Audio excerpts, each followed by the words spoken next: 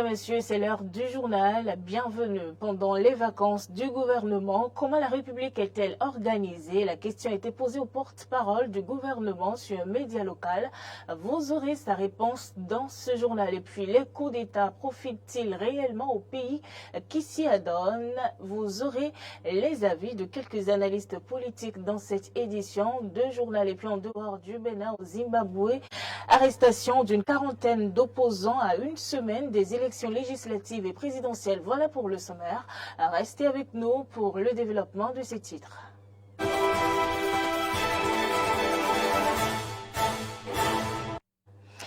Merci de toujours préférer Eden TV pour vous informer. Le gouvernement béninois est en vacances depuis le 2 août 2023 sur le fonctionnement de l'exécutif national. Pendant ce temps de repos, des précisions ont été données mardi dernier par le secrétaire général adjoint du gouvernement. À l'en croire, la vacance est organisée pour que les décisions qui doivent se prendre en temps réel le soient. Un des ministres d'État assure donc l'intérim du président de la République et c'est coordonné pour que tout ne partent pas en vacances en même temps.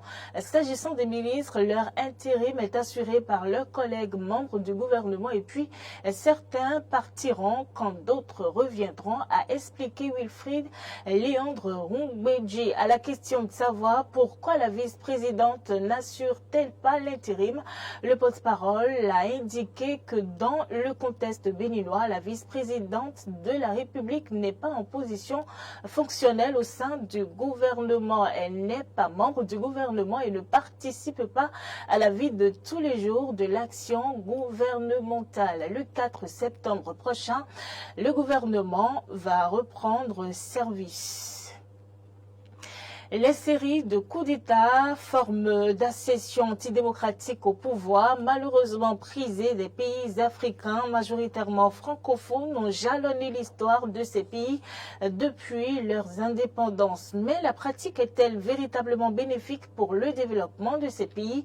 Suivez le raisonnement de quelques analystes politiques dans cet élément de Clémence Tonoucoin. Les coups d'État militaires sont devenus monnaie courante en Afrique de l'Ouest ces dernières années après l'accalmie notée au début des années 2000. La pratique donne aux États africains la triste réputation d'être de mauvais élèves à l'école de la démocratie. En regardant dans le rétroviseur, on peut se rendre compte de ce que les coups d'État et les autres systèmes de transfert de pouvoir non démocratiques sont des catastrophes nationales. Ils engendrent la pauvreté, l'isolement et l'instabilité dans ces pays. C'est justement pourquoi des analystes politiques estiment que les coups de force ne sont plus à tolérer. Il n'est plus tolérable de continuer à accepter les coups d'État nulle part dans le monde.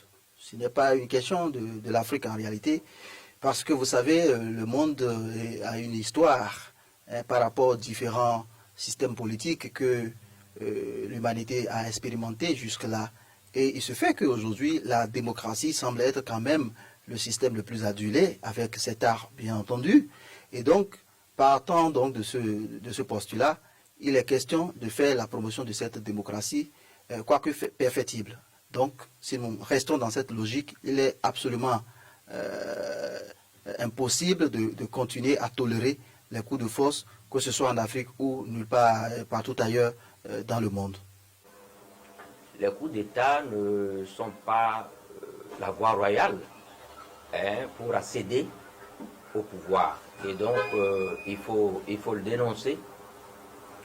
Et quand nous regardons un peu dans le rétroviseur, aucun pays, surtout en Afrique, où les coups d'État sont devenus une compétition nationale, n'ont permis à ces pays-là de connaître un véritable progrès. Et pour cause, les militaires n'ont pas vocation à élaborer un projet de société.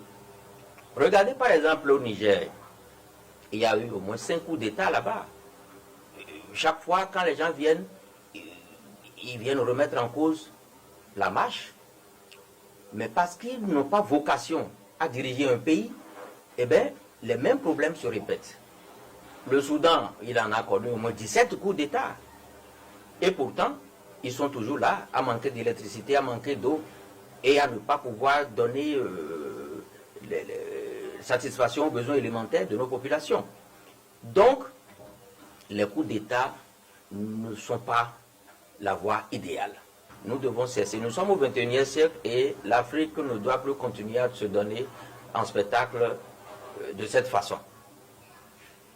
Ma position à moi, elle est la position que Aimé Césaire nous a recommandée, à savoir la lucidité dans la révolte.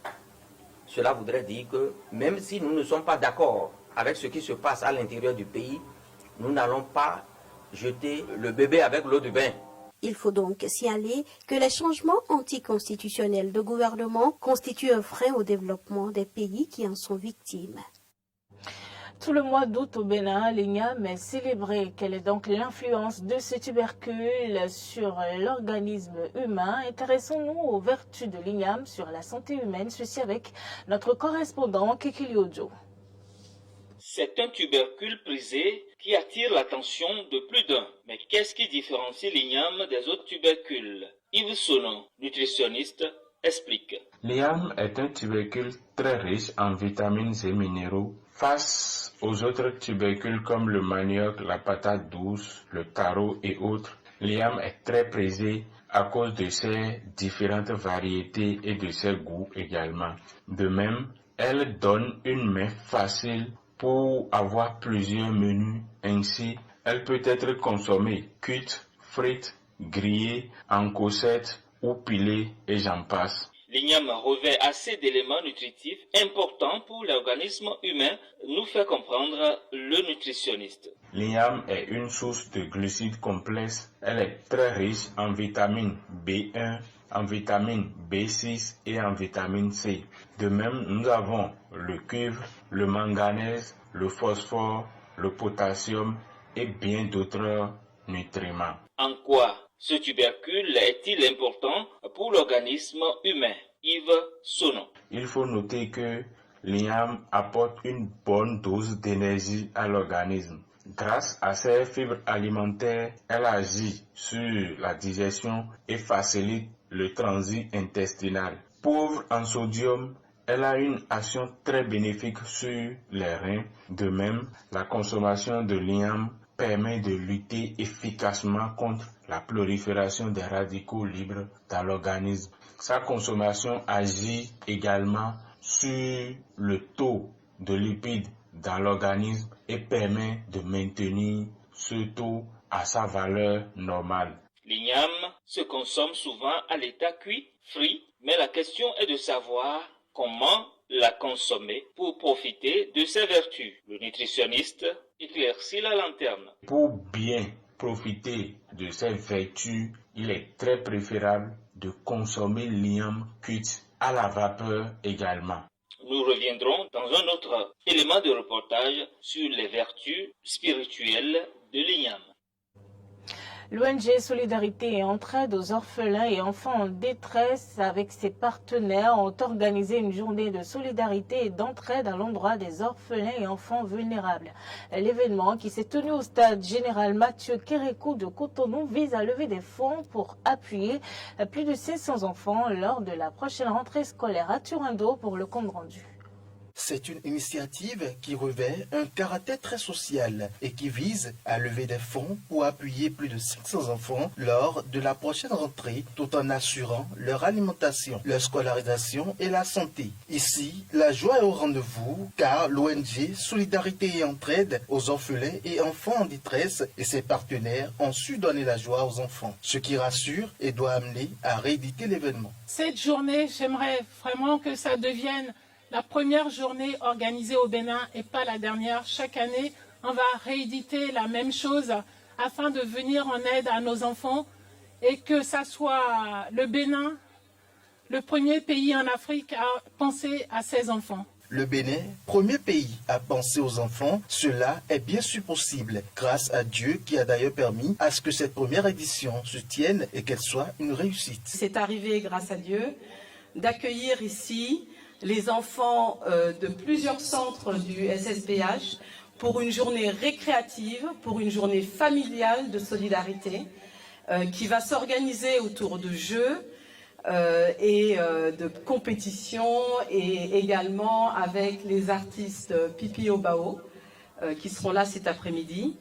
Et nous vous remercions. Le menu est bien consistant, l'objectif séduisant, il y a de quoi remercier les organisateurs pour le geste humanitaire et utile à l'endroit des enfants défavorisés. Au nom de la directrice départementale des affaires sociales et de la microfinance du littoral, je voudrais vous remercier pour cette noble initiative que vous organisez au profit des enfants en situation difficile dans toute l'étendue du territoire national. Un autre remerciement pour l'initiative, cette fois-ci, est celui d'une religieuse. Je voudrais tout simplement dire merci. Merci au nom des enfants, merci en mon nom personnel, merci au nom de tout le personnel SSPH. Merci aux contributeurs, merci à tous ceux qui vont intervenir et donner de la joie aux enfants tout au long de cette journée. Cette journée a réuni 150 enfants venus des centres d'accueil et de protection d'enfants. Je suis contente de venir ici. J'ai joué, j'ai fait ma caille avec mes amis. Je suis content de faire des jeux avec mes amis. J'étais en train de jouer au foot. La journée de solidarité va s'étendre jusqu'au mercredi. En interactualité, crise politique au Zimbabwe. À une semaine des élections législatives et présidentielles, 40 opposants ont été arrêtés à Harare, la capitale du pays. Regardez. Zimbabwéen, membre du principal parti d'opposition, dit Coalition des citoyens pour le changement, aurait été arrêté pour infraction à l'ordre public lors d'une manifestation électorale. C'est du moins ce que déclarent les forces de police. La coalition, quant à elle, dénonce une violence politique à l'approche de l'élection, accusant directement le président zimbabwéen Emmerson Mnangagwa. Le président, lui-même candidat aux élections, s'est adressé à des milliers de ses partisans du Front patriotique rassemblés dans la capitale dans un discours chargé d'appel à la paix. Tous les acteurs politiques doivent savoir qu'il n'y a pas de vache sacrée. Les auteurs de violences seront traduits en justice sans crainte ni faveur. Alors je vous dis, mes chers camarades et patriotes du Zimbabwe, ne perpétrez jamais de violence. Nous nous occuperons de vous. Il y a quelques jours, des militants du parti présidentiel avaient déjà été accusés d'avoir lapidé à mort un militant de l'opposition. La violence et l'intolérance ambiante alarment jusqu'aux autorités religieuses. Dans un communiqué, le Conseil des églises du Zimbabwe a appelé à une élection pacifique et sans effusion de sang. Les célébrations de cette année revêtent une importance particulière car elles ont lieu à la veille des élections nationales harmonisées le 23 août, lors desquelles nous exercerons notre droit démocratique de choisir nos dirigeants. C'est un moment opportun pour rappeler à tous les Zimbabwéens que la violence politique, la violence contre les femmes en politique, les discours de haine, la polarisation, l'intolérance et l'hostilité entravent les efforts d'édification de notre nation et perpétuent les inégalités entre les sexes. Les échéances électorales qui ont rythmé la vie politique de l'ex-colonie britannique ont été marquées par la violence depuis son indépendance en 1980. Le Zimbabwe reste fortement polarisé en raison de l'intolérance politique, de son histoire coloniale suivie d'un régime d'apartheid, de la pauvreté qui va croissante, de la corruption endémique et de l'absence d'une vision commune partagée par tous les Zimbabwéens. Selon l'Organisation des Nations Unies, l'actuelle guerre civile au Soudan échappe à tout contrôle. L'ONU appelle à une action mondiale. Reportage.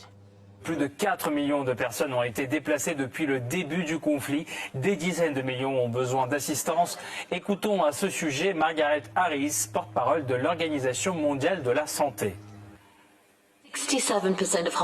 Environ 67% des hôpitaux dans les zones touchées sont hors service. Au cours des 4 derniers mois, depuis le début du conflit, l'OMS a confirmé 53 attaques contre des établissements médicaux, faisant 11 morts et 38 blessés. Avec d'autres perturbations, ces attaques ont supprimé l'accès aux soins médicaux à des dizaines de milliers de personnes. Le conflit en cours entre les forces armées soudanaises et les forces de soutien rapide a entraîné une détérioration rapide de la situation humanitaire dans le pays.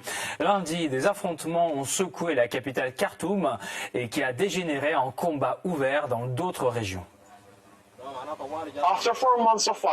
Après 4 mois de combat, l'armée soudanaise et les forces de soutien rapide s'accusent toujours mutuellement d'être responsables du déclenchement du conflit en cours. Ces combats ont tragiquement fait plus de 3000 morts, principalement des civils, et ont forcé plus de 4 millions de personnes à se déplacer à l'intérieur du pays ou à chercher refuge à l'extérieur du pays, selon les rapports de l'ONU. Le général Abdul Fattah al-Burhan, commandant de l'armée soudanaise, a prononcé un discours à l'occasion de la 68e journée nationale de l'armée. Il a affirmé que cette guerre avait été imposée au gouvernement et à l'armée pour défendre la sécurité et la dignité du peuple soudanais. Il a également accusé les forces de soutien rapide et leurs dirigeants d'avoir commis des violations des droits de l'homme contre des civils innocents. Jetons un coup d'œil à son discours. La guerre au Soudan se poursuit alors que les deux parties belligérantes engagent des combats dans différentes parties du pays.